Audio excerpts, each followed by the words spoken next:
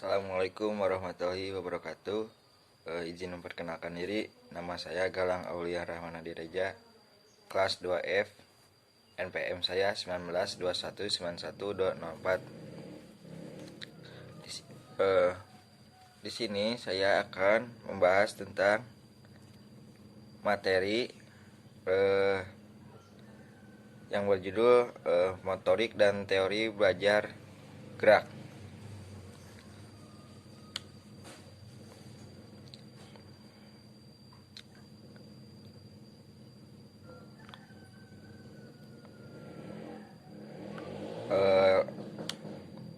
Latar belakangnya dulu, perkembangan motorik adalah proses tumbuh kembang kemampuan gerak seseorang pada dasarnya. Perkembangan motorik pada anak menandai bahwa adanya kematangan syaraf dan otot yang terus berkembang, sehingga setiap gerakan sederhana yang muncul merupakan hasil interaksi yang kompleks dan berbagai bagian dan sistem dalam tubuh yang dikontrol oleh otak. Dengan kata lain, aktivitas anak terjadi di bawah kontrol otak. Semakin matangnya perkembangan sistem saraf otak yang mengatur otot, kemungkinan berkembangnya kompetensi anak dalam kemampuan motoriknya. Konsep belajar pada umumnya dan belajar motorik sebagai akibat perilaku motorik pada khususnya telah dirumuskan dalam berbagai definisi para ahli. Belajar dapat diartikan semacam seperangkat peristiwa, kejadian atau perubahan yang terjadi. Apabila seseorang melatih, kemungkinan ia menjadi semakin terampil dalam melaksanakan suatu kegiatan. Masuk ke pembahasan motorik. Kemampuan motorik penting dimiliki oleh anak. Kemampuan ini nantinya akan sangat berpengaruh terhadap aspek-aspek perkembangan yang lain. Seseorang anak yang memiliki kemampuan motorik yang terlatih akan memiliki banyak kesempatan untuk melakukan berbagai macam kegiatan baru serta menambah pengetahuannya. Hal ini sejalan dengan yang tercantum pada Peraturan Menteri Pendidikan Nasional Republik Indonesia nomor 58 tahun 2009 bahwa tingkat pencapaian perkembangan anak melalui dua ruang lingkup perkembangan, yaitu nilai-nilai agama dan moral, dan kedua sosial emosional. Jadi itu tingkat pencapaian perkembangan anak melalui dua ruang lingkup perkembangan.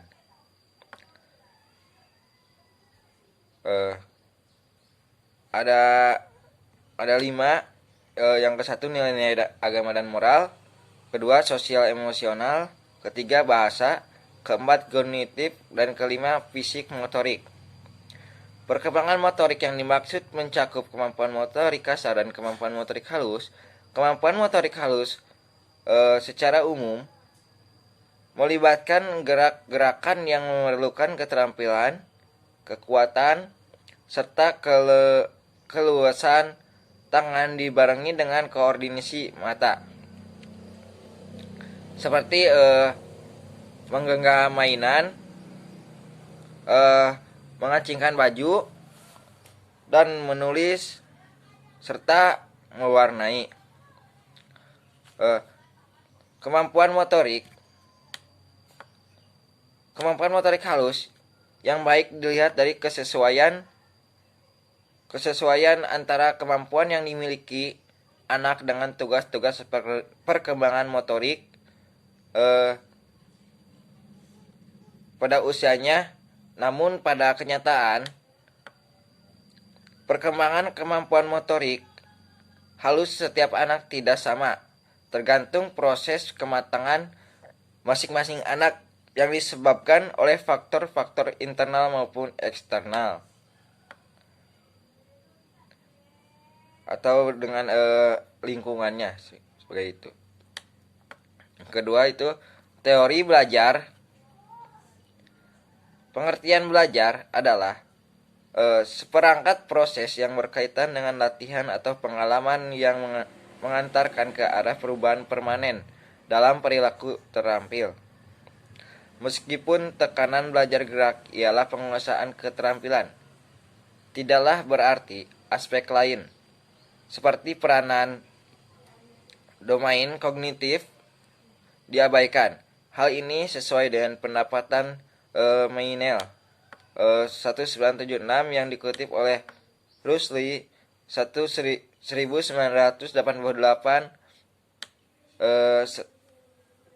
102, menyatakan sebagai berikut.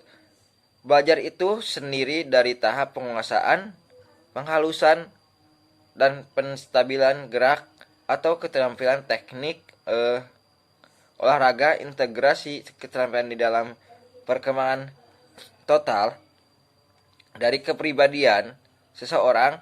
Karena itu penguasaan keterampilan baru diperoleh melalui penerimaan dan pemilikian pengetahuan, perkembangan koordinasi, dan kondisi fisik, bagaimana halnya kepercayaan dan semangat juang. Menurut Smith 1982, belajar motorik adalah seperangkat proses yang bertalian dengan latihan atau pengalaman yang mengantarkan ke arah perubahan permanen dalam perilaku terampil. Meskipun tekanan belajar motorik ialah penguasaan keterampilan, tidaklah berarti aspek domain kognitif diabaikan. Seperti itu. Di sini terdapat analisis karakteristik belajar motorik yang dipaparkan oleh Smith yang dijabarkan lebih lanjut sebagai berikut. 1. Belajar sebagai proses. Dalam psikolog kognitif dijelaskan, sebuah proses adalah seperangkat kejadian atau peristiwa yang langsung bersama menghasilkan beberapa perilaku tertentu. Kedua, belajar gerak adalah hasil langsung dari latihan. Perilaku motorik berupa keterampilan dipahami sebagai hasil dari latihan dan pengalaman. Ketiga, belajar gerak menghasilkan kapasitas untuk bereaksi atau kebiasaan. Pembahasan belajar motorik juga dapat ditinjau dari munculnya kapasitas untuk melakukan suatu tugas dengan keterampil. Keempat, belajar gerak relatif permanen. Ciri lain dari belajar motorik adalah relatif permanen. Hasil belajar itu relatif bertahan hingga waktu relatif lama. Kelima, belajar gerak bisa menimbulkan efek negatif. Kesan umum yang diperoleh bahwa belajar menimbulkan efek positif, yaitu penyempurnaan keterampilan atau penampilan gerak seseorang. Seperti itu.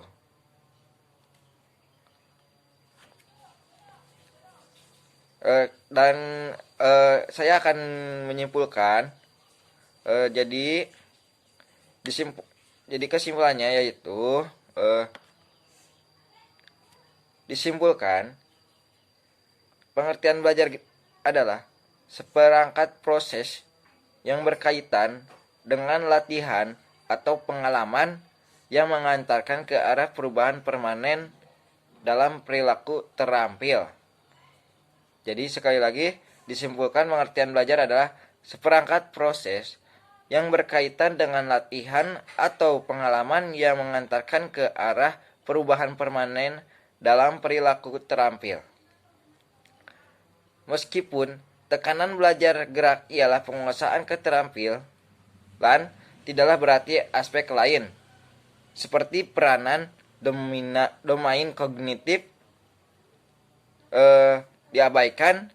Hal ini sesuai dengan pendapat Meynell 1976 yang dikutip oleh Rusli 1988, menyatakan sebagai berikut. Belajar itu sendiri dari tahap penguasaan, penghalusan, dan penstabilan gerak atau keterampilan teknik olahraga, integrasi keterampilan di dalam perkembangan total dari kepribadian seseorang. Karena itu, penguasaan keterampilan baru diperoleh melalui penerimaan dan pemilikan pengetahuan, perkembangan koordinasi, dan kondisi fisik, sebagaimana halnya kepercayaan dan semangat juang. Mungkin Dari pembahasan saya cukup sekian. Mohon maaf bila ada kesalahan atau tutur kata yang tidak baik. Wassalamualaikum warahmatullahi wabarakatuh.